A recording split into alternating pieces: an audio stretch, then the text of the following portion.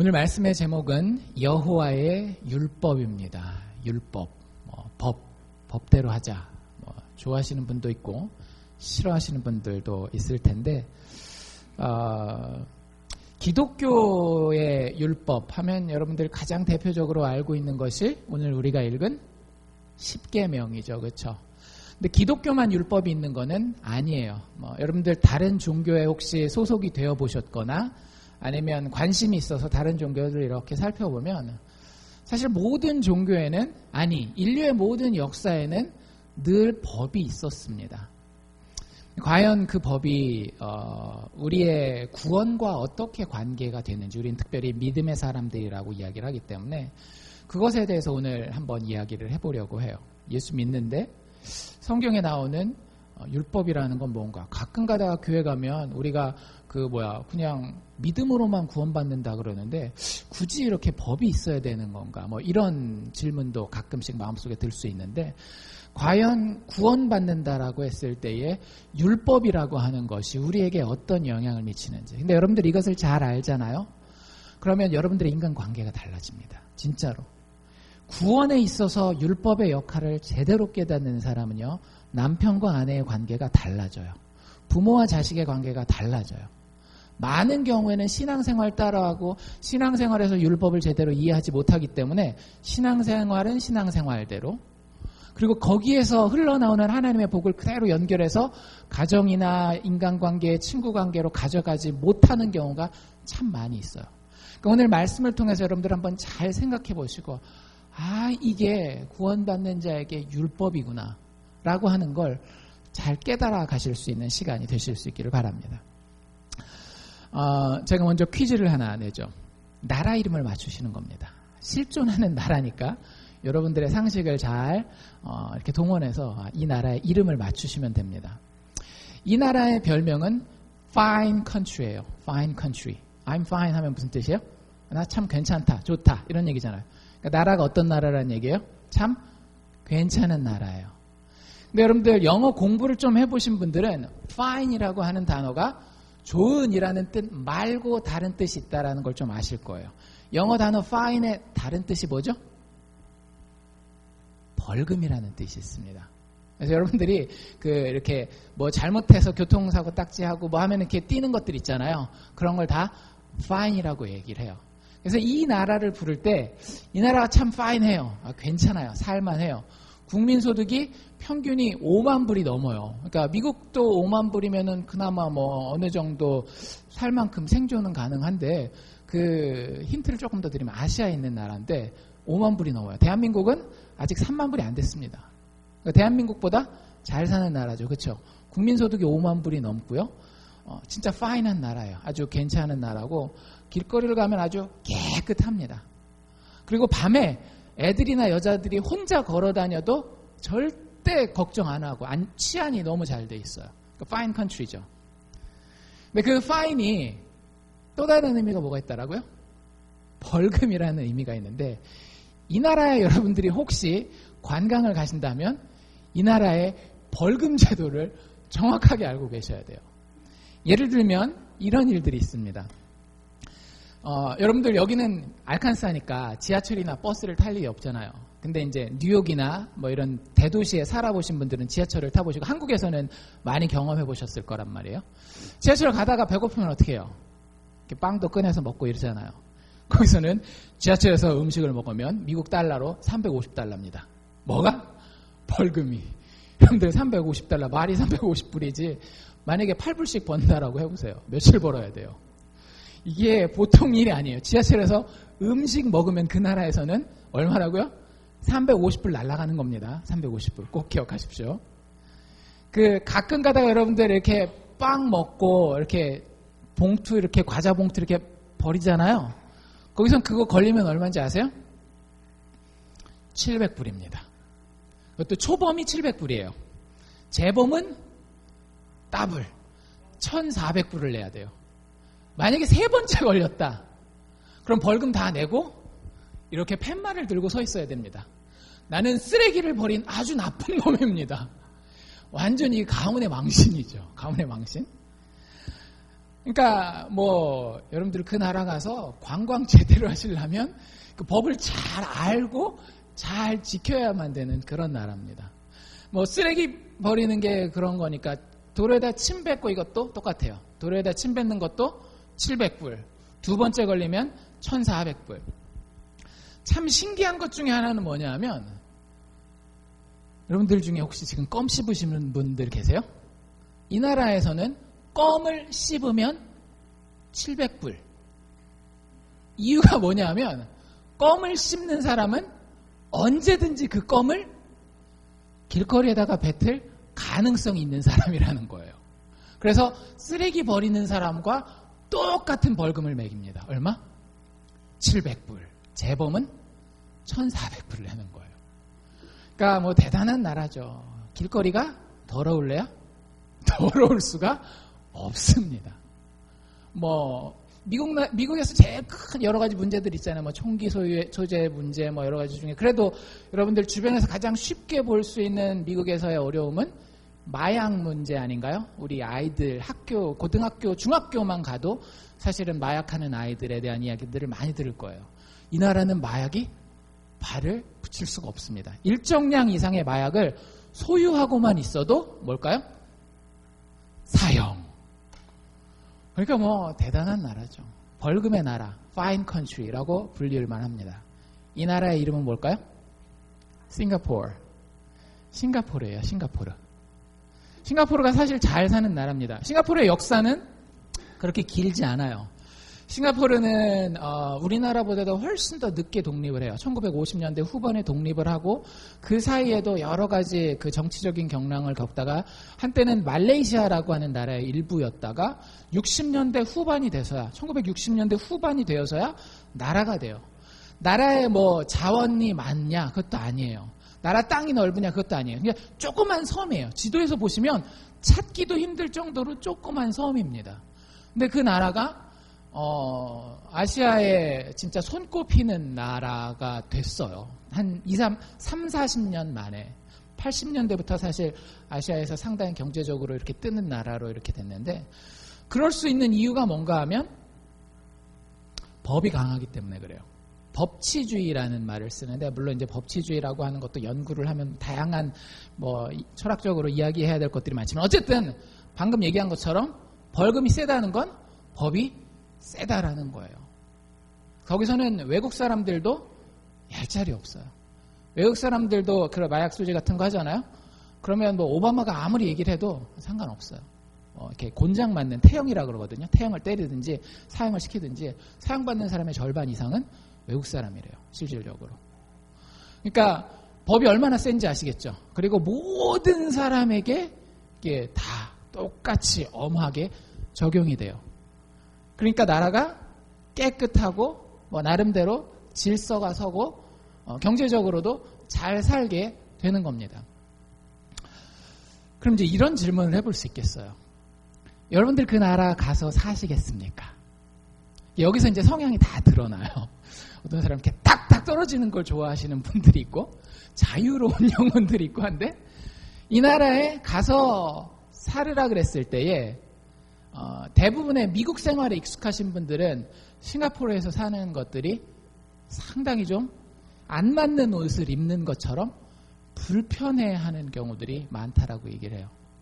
근데 문제라기보다는 참 특이한 건 뭐냐면, 싱가포르 국민들은 이것에 대해서 상당히 만족도가 높게 잘 살아가고 있다라는 겁니다.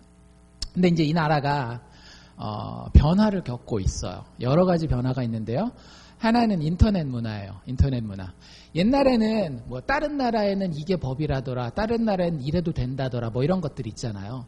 이런 것들을 자기가 직접 나가서 보거나 신문기사에서 띄워주지 않으면 알 수가 없었어요. 그리고 그 나라는 언론 통제가 확실합니다. 나라에서 보여주기 싫은 건 아무것도 안 보여줘요. 잘못하면 막 그 고소당하고 해가지고 쫄딱 망하는 수가 있거든요. 그래서 언론사들은 다 나라에서 이야기하는 것만 이야기하게 돼 있어요. 근데 요즘엔 어때요? 페이스북이라는 게 있잖아요. 여러 가지 이런 SNS들이 발전해 있으니까 젊은 친구들이 다른 나라에서는 이렇게 하네? 이런 것들이 막 많이 보이는 거예요. 그게 한 가지 변화고요. 또 한 가지 변화는 뭐냐면, 우리 IMF 터졌잖아요. IMF 때 제일 타격을 받은 나라들은 수출 수입을 많이 하는 나라들입니다. 근데 아까도 말씀드린 것처럼 이 나라는 수출 수입을 하지 않으면 생존이 불가능한 나라예요. 땅덩이도 너무 좁고 뭐 그 안에서 뭐 개발할 수 있는 게 없기 때문에 수입하고 수출하고 그래서 그 동남아의 허브 역할을 하는 그런 나라인데 경제가 IMF 때 한번 휘청했어요. 그리고 난 다음에 또 2008년도에 그 서프라임 몰기지 건이 있었을 때도 역시 그런 달러를 많이 이렇게 받고 주고 하는 이런 나라들이 휘청했는데 이 나라가 그때 또 한 번 휘청했어요. 그래서 지금 원래 그 전까지는 매년 연평균 성장률이 평균 30년 동안 8%였어요. 거의 10%에 가깝게 매년 성장한 거예요. 그러니까 5만 불을 찍죠. 30년 만에. 근데 그 이후로는 연평균 성장률이 뭐 마이너스 찍을 때도 있고 1% 성장하기도 하고 2% 성장하기도 하고 아주 성장률이 더뎌졌습니다. 그러니까 경제적인 여유가 아무리 지금 5만 불이라 할지라도 서로 좀 느끼는 게 빡빡한 거예요. 그리고 여러분들 그런 작은 나라들이 집중해서 경제를 개발할 때에 항상 생기는 사회적 현상이 있어요. 그게 뭔가 하면 경쟁이 심해진다라고 하는 겁니다. 잘 생각해 보세요. 아시아에 많은 나라가 있지만 아시아에서 그래도 그 2차 세계대전 이후에 성장을 겪은 나라들 대부분을 보면 한국도 그렇고 중국도 그렇고 일본도 그렇고 대학 가기가 힘들어요. 좋은 대학 가기가 되게 힘듭니다. 그만큼 사회가 그 경쟁에서 이겨야만 되는 그런 구조를 가지고 있는데 싱가포르도 마찬가지예요. 그래서 거기는 아예 정해져 있습니다. 중학교 갈 때 인문계 중학교가 있어요. 40%는 이제 니들은 공부할 머리는 아니다. 언제부터 정해진다라고요? 초등학교 졸업하는 순간 정해져요. 그러면 나머지 60%만 중학교 공부를 하고 그 60% 중에서 25%, 즉 전체 인구의 15%만 대학을 갈 수 있는 권한이 있어요. 대학을 가면 나라에서 성공대로를 열어줍니다. 그러니까 경쟁이 어떻겠어요? 무진장이죠. 대한민국 애들 그 시키는 것 이상으로 엄청나게 애들을 쪼아가면서 공부를 시키고 들어가는 돈도 되게 많습니다. 그러면 항상 일어나는 일이 있어요. 사회적으로. 어떤 일?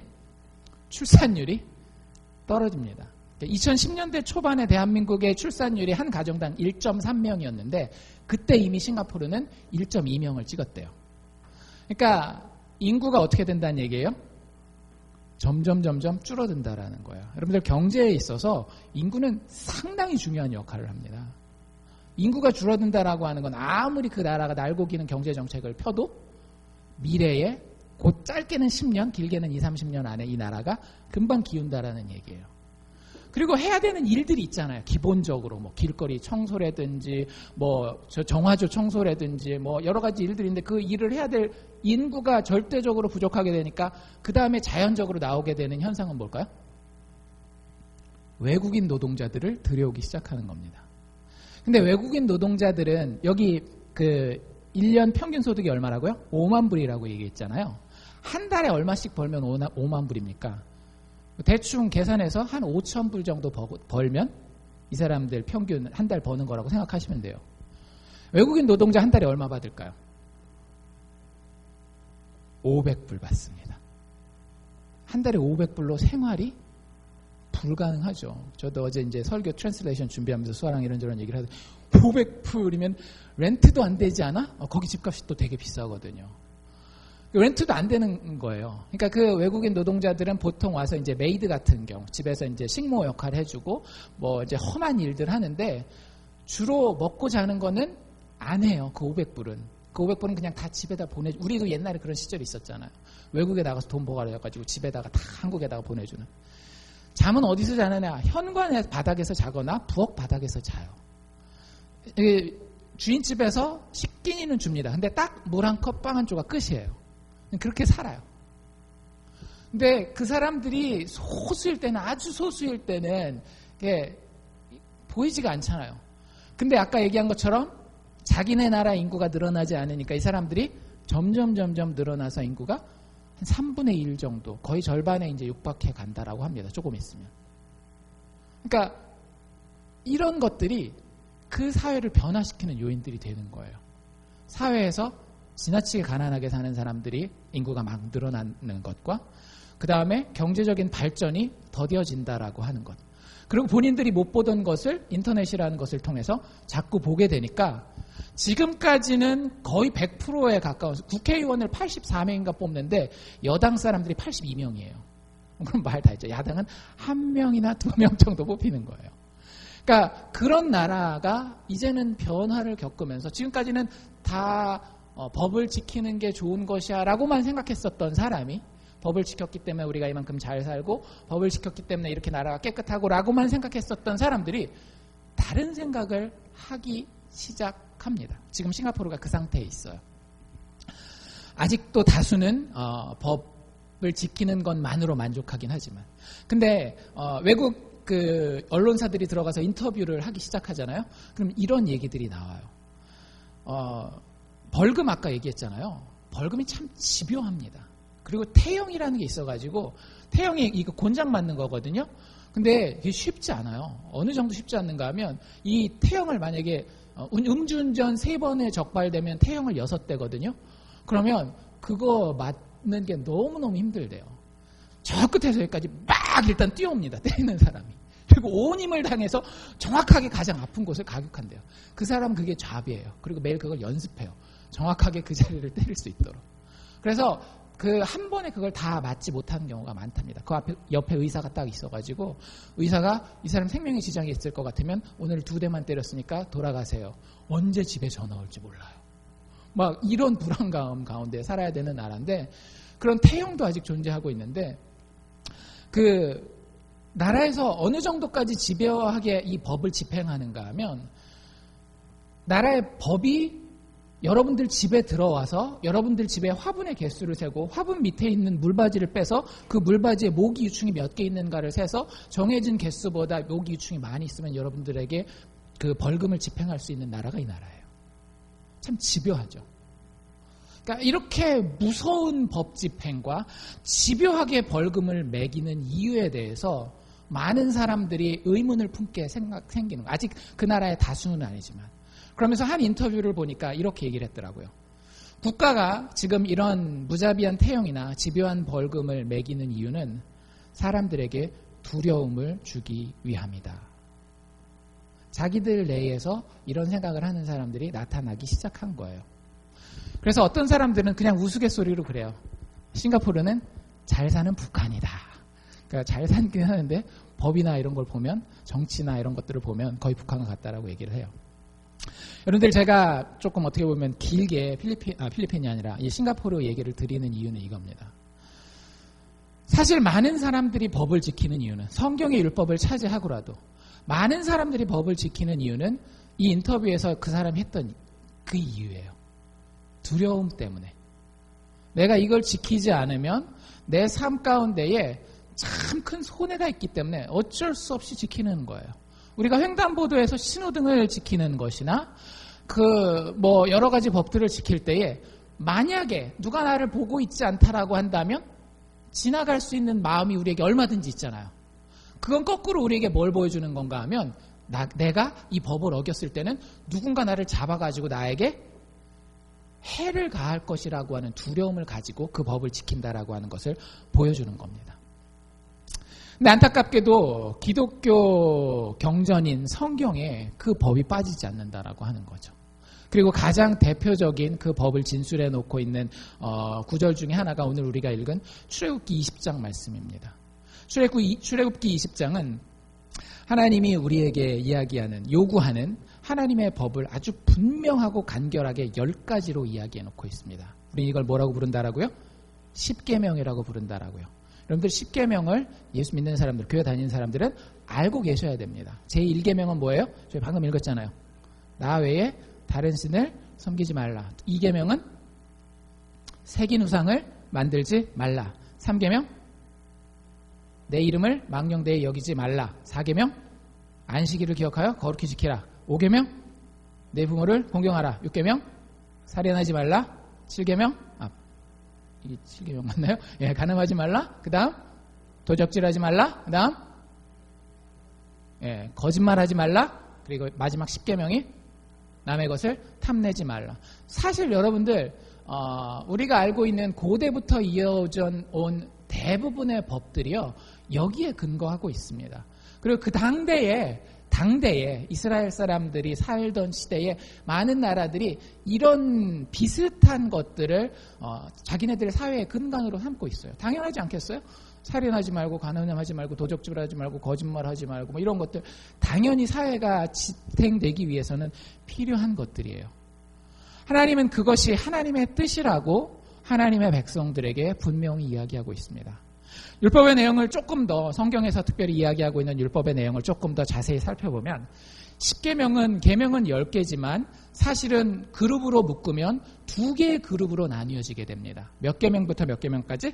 제1계명부터 제4계명까지는 누구에 대한 계명이에요? 하나님에 대한 계명입니다. 한마디로 요약하면 하나님을 사랑하라예요. 하나님이 하나님의 백성에게 요구하는 첫 번째가 뭐라고요? 하나님을 사랑하라고 하는 겁니다. 그럼 몇 계명부터 몇 계명이 남아요? 5계명부터 나머지 10계명. 이거는 뭘 한마디로 요약하면 뭐라고 얘기를 할 수 있을까요? 내 이웃을 내 몸과 같이 사랑하라는 거예요. 하나님이 하나님 백성들에게 명령하시는 것 2가지. 누구를 사랑하라? 하나님을 사랑하라. 내 마음과 뜻과 정성과 힘을 다하여 내 하나님 여호와를 사랑하라. 2번째 뭐라고요? 내 이웃을 내 몸과 같이 사랑하라라고 하는 거예요. 조금 더 자세히 본다라고 하면 1계명에서 4계명은 하나님 우선순위를 아주 강력하게 우리에게 명령하고 있습니다.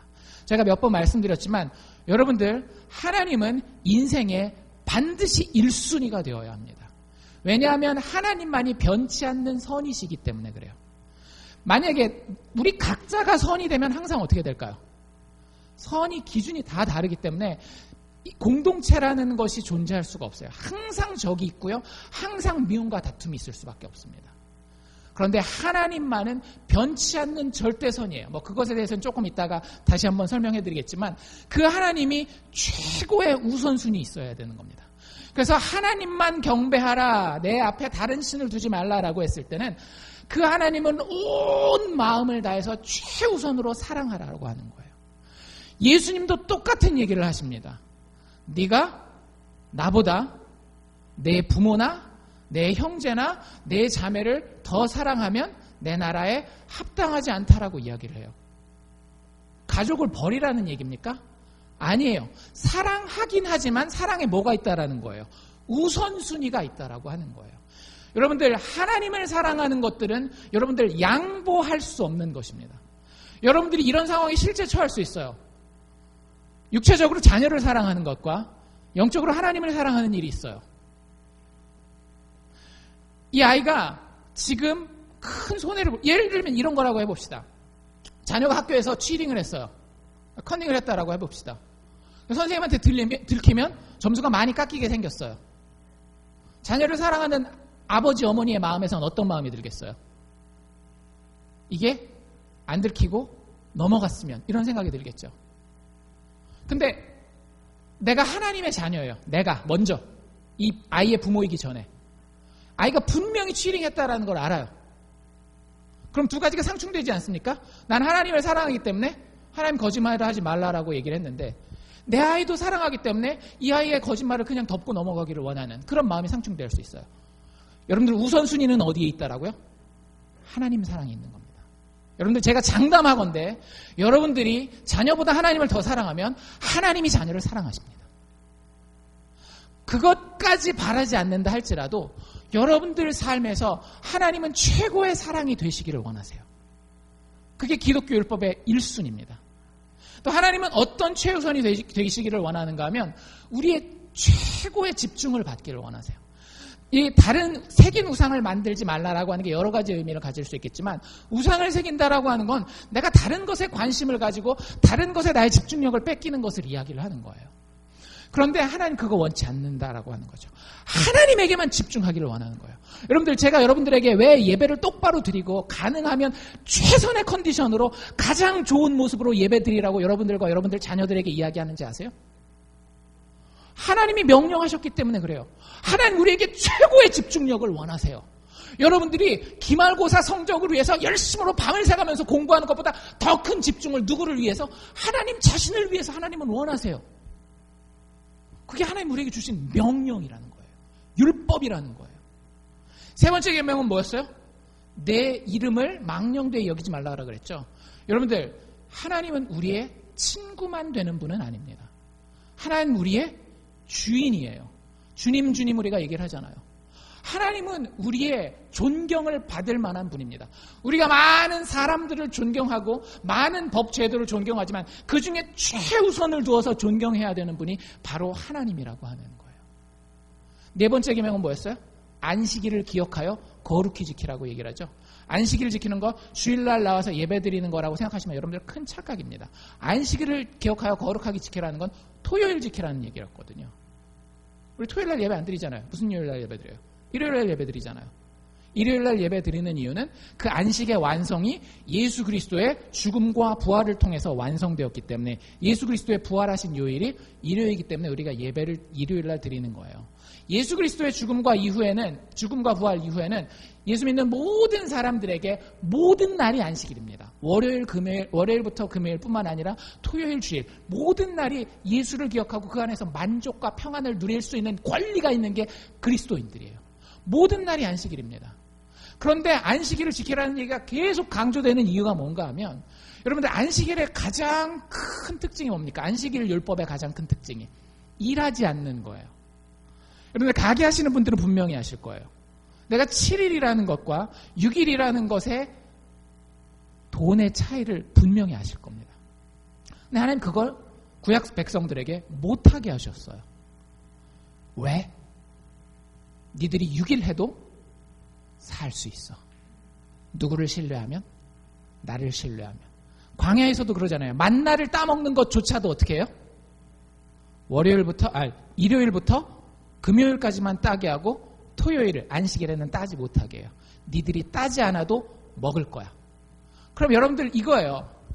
여러분들 자녀한테 여러분들이 내가 12월 25일 크리스마스가 되면 자전거 사줄게라고 여러분들이 얘기를 했어요.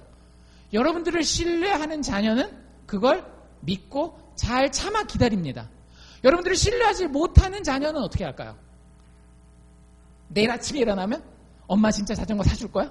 그 다음날 일어나면 정말 안 까먹었지? 사줄 거지? 계속 그러는 거예요.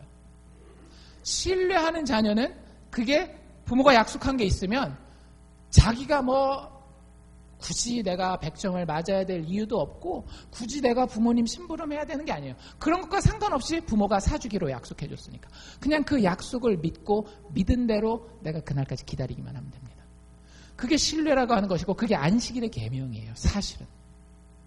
그래서 하나님 최우선순위, 하나님을 최우선적으로 사랑하고 하나님께 최우선적으로 집중하고 하나님을 최우선적으로 존경하고 하나님을 가장 많이 신뢰하는 것, 이것이 하나님이 우리에게 원하는 율법입니다.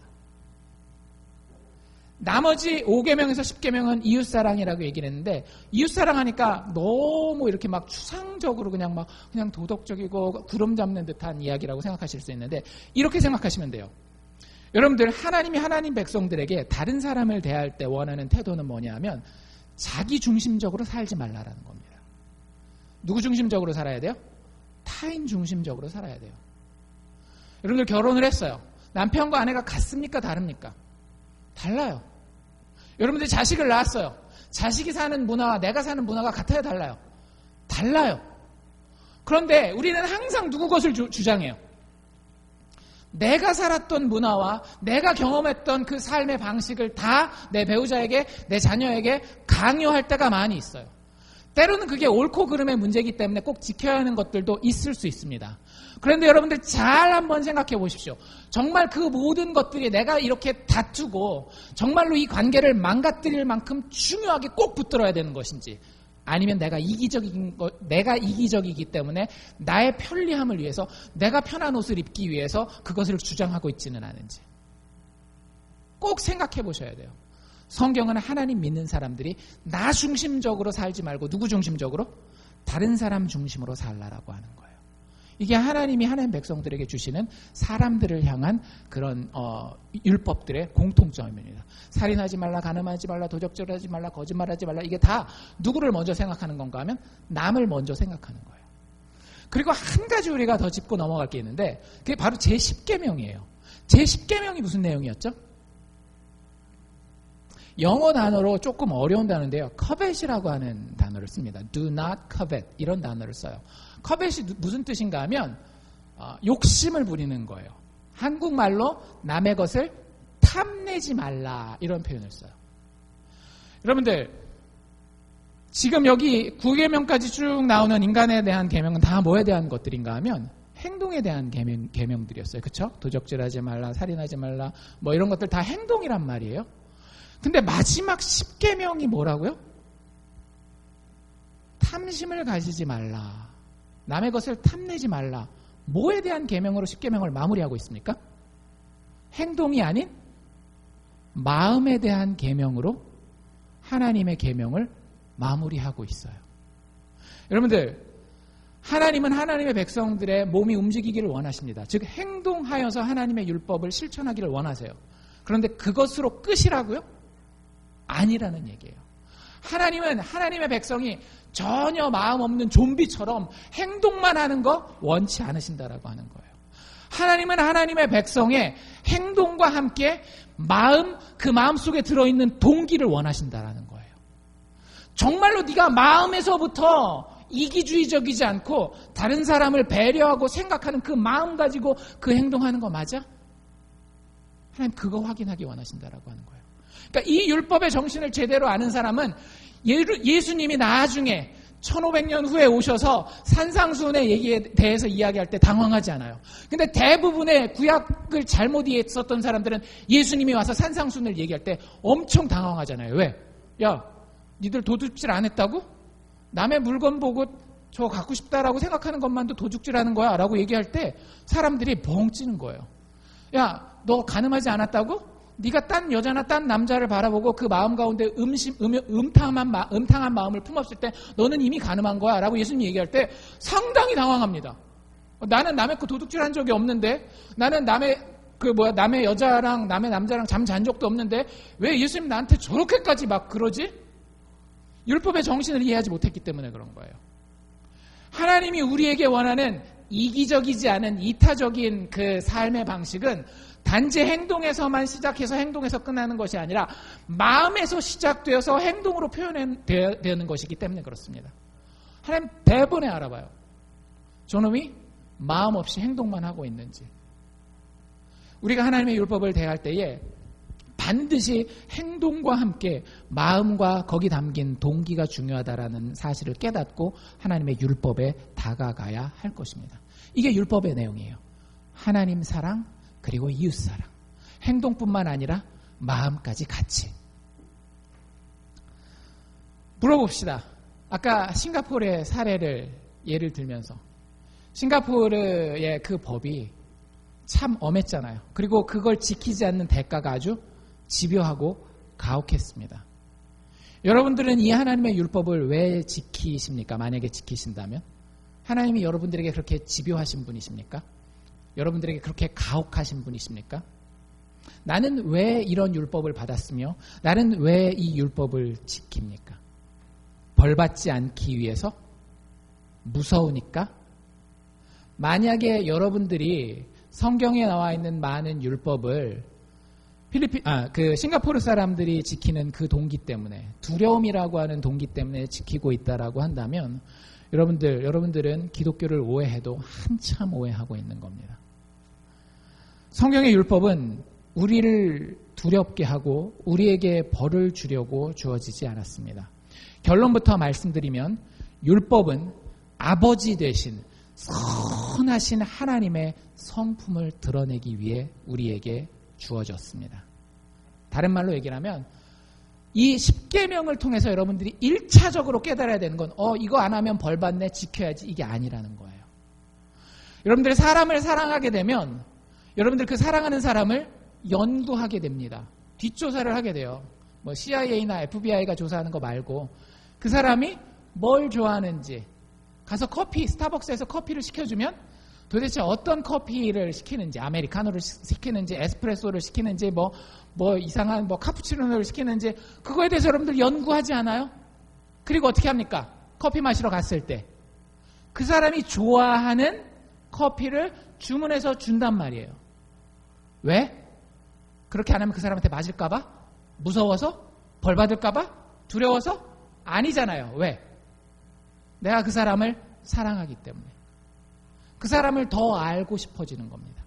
그리고 그 사람한테 내가 뭘 좋아하는지 알려주고 싶어 해요. 그러지 않나요?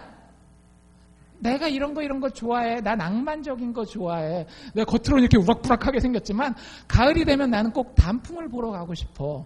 이런 거 얘기해주고 싶잖아요. 내가 누구인지, 내가 무엇을 좋아하는지 사랑하는 사람들에게 보여주고 싶고 알려주고 싶어요. 여러분들, 십계명은 그래서 우리에게 주어진 겁니다.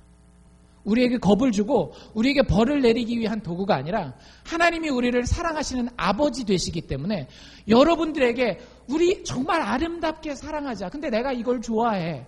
라는 걸 알려주고 싶으신 거예요. 그래서 그것을 잘 따르면 어떨까요? 그 관계가 더 풍성해지고 예수 믿는 게 너무 좋은 거예요. 하나님의 복이 내 삶 가운데 철철 흘러 넘치는 게 체험이 되는 거예요. 여러분들, 그게 율법입니다. 예수 믿는 자에게. 제 말이 거짓말이 아니에요. 성경에 그대로 나와 있어요. 우리가 읽은 부분 중에 그 새긴 우상 만들지 말라는데 이런 얘기가 나와 있습니다. 하나님이 자기 자신을 5절에 보면 뭐라고 얘기하고 있어요? 나 여호와 너의 하나님은 어떤 하나님인즉? 질투하는 하나님인즉. 여러분들, 질투는 누구 사이에서 일어나는 일이에요? 모르는 사람 사이에? 재판관과 피고 사이에? 아니잖아요. 질투는 누구 사이에 일어나는 일이에요? 사랑하는 사람들 사이에 일어나는 거예요. 지금 내가 널 사랑하잖아. 너도 나를 사랑해야 되지 않겠어? 이런 그 사랑하는 관계를 전제하고 있는 겁니다. 나는 질투하는 하나님인즉 뭐라고 얘기를 하는가 하면 나를 미워하는 자를. 참 신기하지 않아요? 나쁜 일을 하는 자는이 아니에요. 나를 미워하는 자는. 하나님과의 관계에 있어서 계속 설명되고 있는 거예요. 나를 미워하는 자는 그 죄를 갚되 아비로부터 아들까지 몇 대 동안? 그냥 4대에 끝내는 게 아니라 하나님을 미워하는 자는 몇 대까지? 3대, 4대까지 하나님이 죄를 없다 하지 않으신다. 무슨 얘기예요? 벌 주신다는 얘기예요. 쉽게 얘기하자면. 하나님 참 뒤끝 장렬이시다. 이렇게 생각하실 수 있어요. 근데 여러분들, 거기서 끝나지 않잖아요. 그쵸? 6절까지 가봐야 돼요. 6절에도 착한 일을 하는 사람들은 이렇게 얘기를 해요? 아니죠. 뭐라고 얘기를 해요? 나를 사랑하고. 근데 사랑하는 것이 마음으로만 끝나지 않아요. 사랑하고 난 다음에 어떻게 해요? 내 계명을 지키는 자에게는 3, 4대까지 은혜를 베푸느니라. 맞아요? 아니죠. 제가 잘못 읽었죠. 3, 4대까지 내가 너를 심판하리라 얘기했던 것과 여기 비교해서 만약에 공평하려면 3, 4대까지 내가 은혜를 베풀고 축복을 베풀리라 해야 되는데 그러지 않아요. 뭐라 그래요? 1000대까지 은혜를 베풀리라. 하나님 너무 불공평하시네요. 왜 혼내는 건 조금만 혼내는 거 막 축복하고 은혜를 베푸시는 건 많이 베푸시나요? 왜 그래요? 남이 아니기 때문에 그래요.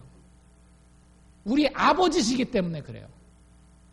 아버지가 여러분들한테 아무리 삐졌어도 여러분들을 버릴 수가 없는 겁니다. 아무리 자식이 내 가슴에 대못을 박아도 부모는 그 자녀를 버릴 수가 없는 거예요. 부모가 이놈의 자식 너 그거 잘못했으니까 다리 몽둥이가 부러지도록 내가 때려줘야지. 말은 그렇게 하고 그렇게 때린다 할지라도 그 마음은 자기 마음이 더 깨지는 거예요. 네가 여기서 이 잘못한 거 하나만 돌이켜. 그럼 내가 있는 거 없는 거 다 퍼다가 줄게. 그게 이 표현이에요. 내가 너를 혼내는데 진짜 3, 4대까지 혼낸다? 근데 잘하기만 하면 내가 1000대까지 복 줄게. 율법이 주어진 이유를 여러분들 보셔야 합니다. 단지 우리를 겁주고 단지 우리를 벌주기 위한 것이 아니라 아주 친밀한 아버지의 자녀를 사랑하는 그 관계에서 율법은 우리에게 주어지는 거예요. 그래서 여러분들 율법의 순서를 잘 보셔야 될 필요가 있어요. 2절 말씀에 이렇게 돼 있죠. 나는 너를 애굽 땅 종되었던 집에서 인도하여 낸 너의 하나님 여호와로라. 뭐 그냥 아무렇지도 않게 넘어갈 수 있어요. 잘 생각해 보면 여러분들 이렇게 우리들 중에 완벽주의자들 있잖아요. 이렇게 또 삐뚤어 놓여 있으면 안 돼서 딱 정가운데다 딱 놔야 되고 그런 걸 생각한다면 20장이 뭐에 대한 이야기예요? 10계명에 대한 이야기잖아요. 그럼 딱 어디서부터 시작하면 좋아요? 20장 1절부터 딱 시작하면 돼요. 20장 1절. 너는 나 외에 다른 신들을 내게 있게 말지니라. 딱 이렇게 시작하면 좋아요. 근데 그게 몇 절로 밀려 있어요. 1절에 안 나오고 3절에 나와 있단 말이에요. 1절, 2절에는 다른 얘기가 나와 있습니다. 서론이 끼어 들어가요. 여러분들 이게 되게 중요합니다. 굉장히 중요합니다. 왜냐하면 율법의 순서를 잘 관찰해 보면 이렇다라는 거예요. 1절, 2절의 핵심은 이거예요. 나는 너의 구원자 여호와 하나님이라. 내가 너를 종살이하던 곳에서 구원하였노라. 구원할 것이다? 아니에요. 구원하였노라. 실제 그 히브리어 원어라든지 영어 번역본들을 보면 전부 다 과거로 돼 있어요. 율법이 주어지기 전에 너 이 율법 지켜라고 이야기하기 전에 이미 구원이 이루어졌다는 얘기예요? 안 이루어졌다는 얘기예요? 구원이 먼저 이루어지고 그 다음에 율법이 주어진다라고 하는 거예요. 그러니까 3절부터 십계명이 나오죠. 여기만 그렇게 나온 게 아니라 한 장 앞에 넘겨서 여러분들 19장으로 한번 가봅시다. 19장 4절부터 보면 똑같은 패턴이 나와 있습니다. 3절에 보면 너 가서 이스라엘 백성들에게 이렇게 얘기하라 얘기할 때 4절에 이렇게 얘기를 하는데요. 나의 애굽 사람에게 어떻게 행하였음과 하나님이 이스라엘 백성들을 위해서 애굽에 열재앙을 내리시잖아요. 내가 애굽 사람들에게 어떻게 행하였는지 그리고 내가 어떻게 독수리 날개로 너희를 업어서 내게로 인도하였는지 한번 살펴보아라라고 얘기를 해요. 이미 하나님은 하나님의 백성들을 독수리 날개에서 여러분들 업어가지고 왔다라는 건 뭐예요? 니들이 똥오줌 못 가리고 똥기저귀 오줌기저귀 하고 있을 때 어떻게 한 거예요?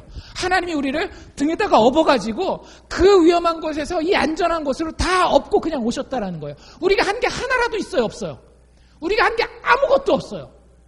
여러분들 구원은 우리가 보탤 수 있어서 성취할 수 있는 것이 아닙니다.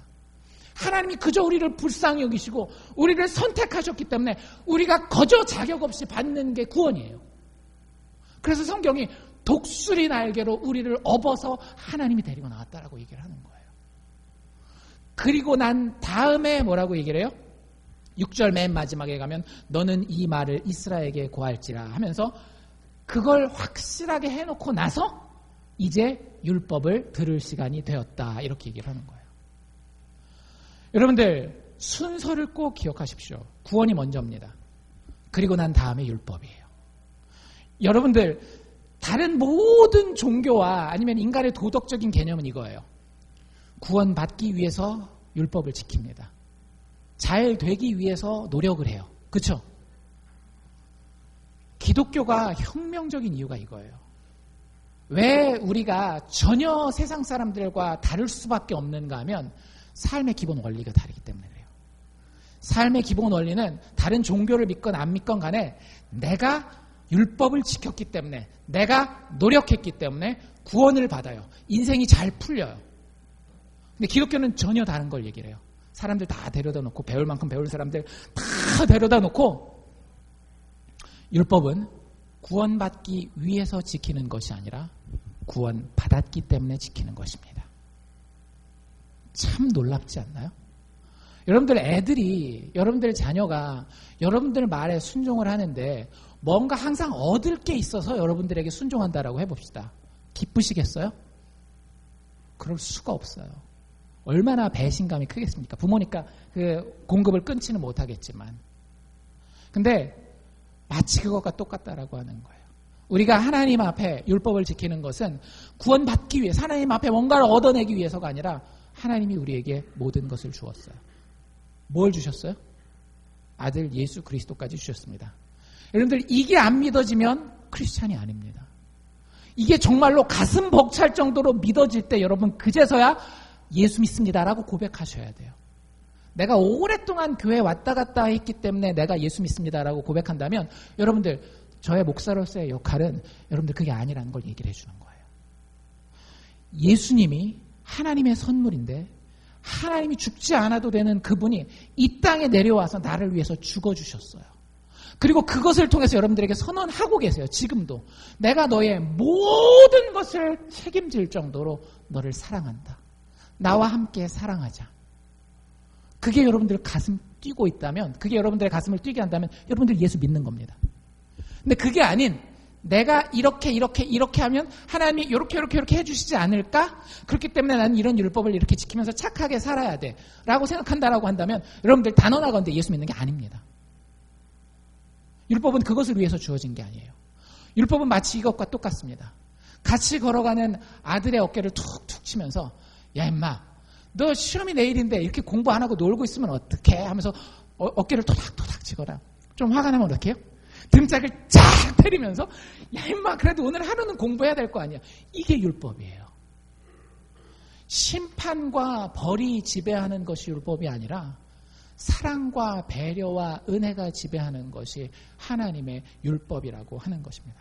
그래서 신약 성경은 이 율법을 기독교인들이 가지고 있는 이 율법을 뭐라고 묘사하고 하는가 하면 두렵게 하는 어쩔 수 없는 법이라고 이야기하지 않고 반대로 자유하게 하는 온전한 율법이라고 이야기를 해요. 여러분들 예수 믿는 사람들에게 10계명은요. 성경에 나와 있는 여러 가지 계명들만 착하게 살아라 이런 얘기들 다 나와 있긴 하거든요. 그건 우리를 되게 자유롭게 만들어줍니다. 왜? 내가 하나님이 아들 예수를 보내주시기까지 나를 사랑한 거 보고 그게 막 믿어져요. 내 사업도 내 자녀도 내 건강도 하나님이 그 안에서 어떻게든지 책임져 주신다라고 하는 게 정말 너무너무 믿어져요. 그리고 그분이 나를 사랑하신 그게 너무 좋은 거예요. 나도 그렇게 한번 사랑하면서 살아보고 싶은 거예요. 그래서 내 아내를 그렇게 사랑해요. 내 남편을 그렇게 사랑해요. 내 자녀를 그렇게 지도해요. 그렇게 하고 싶어요. 너무나 자유롭지 않나요? 여러분들 자유하게 하는 온전한 율법이 우리에게 있습니다. 그런 사람 행동할까요? 안 할까요? 행동하죠. 그래서 야고보가 이렇게 얘기해요. 자유하게 하는 온전한 율법을 정말로 들여보고 있는 자는 듣고 잊어버리는 자가 아니요 실행하는 자니 이 사람이 그 행하는 일에 하나님이 기억하고 있다가 복을 주시리라. 19장에 보면 그런 표현도 나와 있어요. 내 소유를 삼는다. 영어로 treasure라고 하는 거거든요. 여러분들 그 당시의 배경은 뭐냐면 황제가 모든 나라를 다스리는 거예요. 기본적으로 이 나라의 모든 건 누구 거예요? 황제 거예요. 그럼에도 불구하고 그 황제가 자기가 아껴서 자기 방에다가 보석상자에다 넣어놓는 따로 띄워놓는 그런 보물이 있단 말이에요. 그걸 얘기를 하는 거예요. 하나님이 우리가 하나님의 율법 가운데에 하나님과 사랑하는 마음으로 교제하면 하나님이 우리를 그렇게 온 우주를 소유하신 분이 그 우주를 다 제껴놓고 우리와 단둘이 만나서 너 정말 나한테 소중하다라고 이야기할 정도로 우리를 귀한 존재로 계속 키워가겠다라고 하는 게 하나님의 율법의 약속이라고 하는 겁니다. 여러분들 그 초대 가운데에 들어오실 수 있기를 바랍니다. 안 믿어지면 할 수 없죠. 목사로서 제가 기도하겠습니다. 근데 진짜 진지하게 기도하겠습니다. 이 교회에 발을 들인 모든 사람들이 정말로 이 은혜 가운데에 살고 죽고 다시 살 수 있도록. 영화 중에 Three Seasons라고 하는 영화가 있어요. 여러분들 대부분 다 모르실 텐데 저도 이번에 찾아보다가 발견한 영화인데 베트남 영화예요. 베트남 영화에 베트남 전쟁이 끝나고 난 이후에 힘든 나라 환경 가운데서 일어나는 여러 가지 스토리들을 에피소드를 묶어서 영화로 만들어 놓은 영화인데 여러 등장인물이 있는데 그중에 2명의 등장인물을 먼저 소개해드리기를 원합니다. 한 사람의 이름은 하이입니다. 이름이 하이예요. 하이.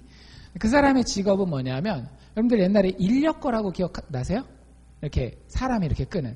근데 요즘에 동남아시아에 가면 택시 같은 경우는 또 이게 비싸니까 택시를 사지 못하는 사람들이 자전거 이렇게 해가지고 앞에다가 사람 앉을 수 있게 해가지고 이렇게 사이클로라고 부르더라고요. 그걸 운전하는 사람이에요. 사이클로 운전사예요. 하이는.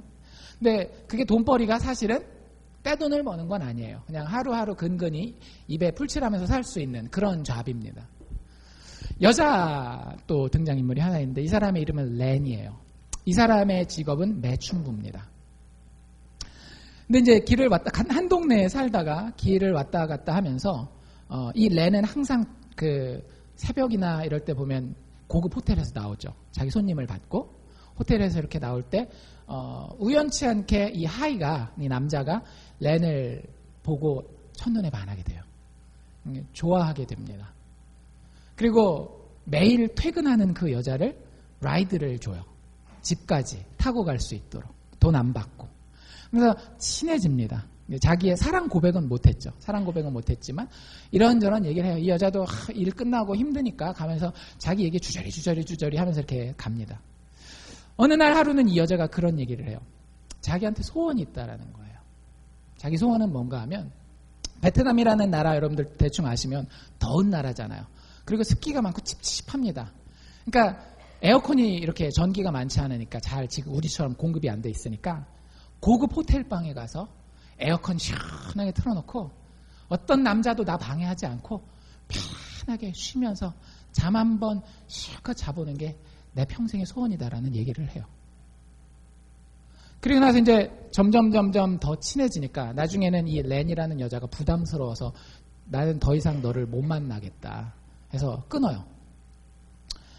근데 그 하이라는 남자의 마음 가운데에 소원이 생겼어요. 무슨 소원일까요? 이 여자의 소원을 들어주고자 하는 소원이 생겼습니다. 근데 그 호텔에 데려갈 돈이 없는 거예요. 미국 달러로 한 50불 정도가 그 당시에 필요했다라고 얘기를 하는데 50불 정도가 없는 거예요. 그걸 자기는 매 하루 벌어서 하루 쓰는데 근데 영화니까 좋은 기회가 생깁니다. 그 마을에 인력거 경주 대회가 생긴 거예요. 사이클로 레이스가 딱 생긴 거예요. 그래서 그 대회에 나갔어요. 우승했겠어요? 못했겠어요? 당연히 우승을 해야 그 다음 얘기가 될 거 아니에요. 우승을 해요. 그래서 그 돈을 탁 벌었어요. 그래가지고 그날 그 여자가 나오는 그 호텔 앞에 딱 가서 기다리고 있다가 만납니다. 이 여자는 이제 더 이상 이 남자 얼굴을 안 보기로 했기 때문에 모른 척하고 지나가요.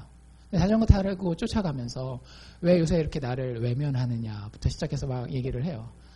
이제 나는 너 더 이상 보기를 원치 않는다. 자꾸 이런 얘기를 하니까 나 여기 50불 있다 하고 그 돈을 딱 그 여자한테 줘요. 그러니까 이 여자가 직업정신을 발휘합니다. 그래? 그럼 빨리 하자. 호텔로 들어가요. 호텔로 들어가서 이 여자는 바로 옷을 벗을 준비를 합니다. 옷을 벗을 준비를 하는데 이 남자가 잠깐 기다리라 그러고 큰 박스를 하나 준비해서 그 여자한테 줘요. 열어보니까 이렇게 그 잠옷이에요. 잠옷. 그래서 그 잠옷을 그 자리에서 입으려고 그러니까 그러지 말고 들어가서 화장 다 지우고 이 잠옷 입고 그리고 나와라.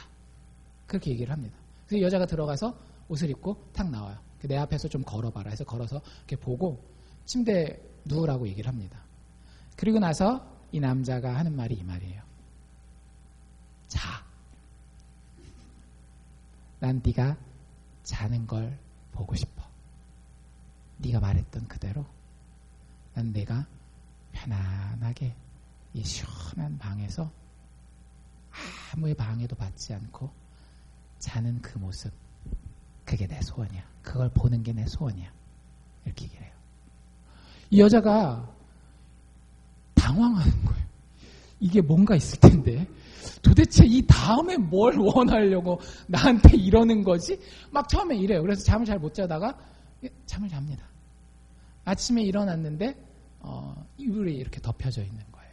그리고 자기 앞에는 호텔식 아침 식사가 탁 나와 있는 겁니다. 그 남자는 또 그 다음날 또 벌어야 먹고 사니까 일하러 또 나갔어요.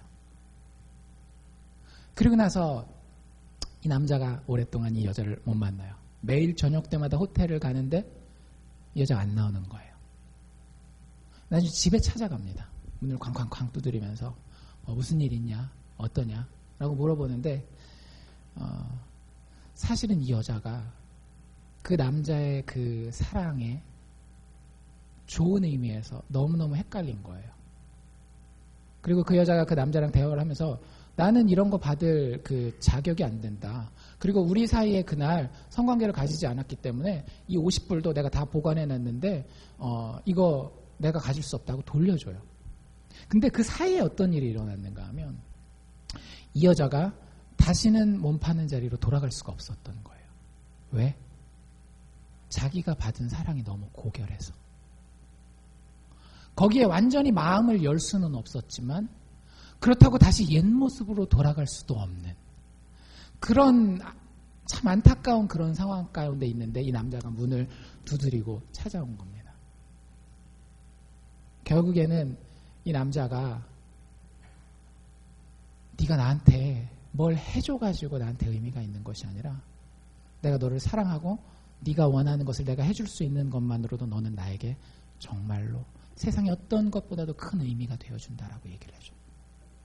그리고 화면이 끝나고 영화 마지막 부분에 이 남자와 여자가 여자한테 빨간 이렇게 안대 이렇게 가리고 인력 거 빨갛게 칠하고 하얀색 베트남 전통 복장을 입혀서 아름다운 곳으로 가는, 아마 결혼을 상징하는 것 같아요. 정확하게 결혼이라는 단어는 안 나오지만 결국에는 이 여자가 렌이 하이의 사랑을 받아들이게 되는, 이제는 그 남자가 하는 말이 진심이었다라는 것을 믿게 되는 것으로 영화가 마무리가 됩니다.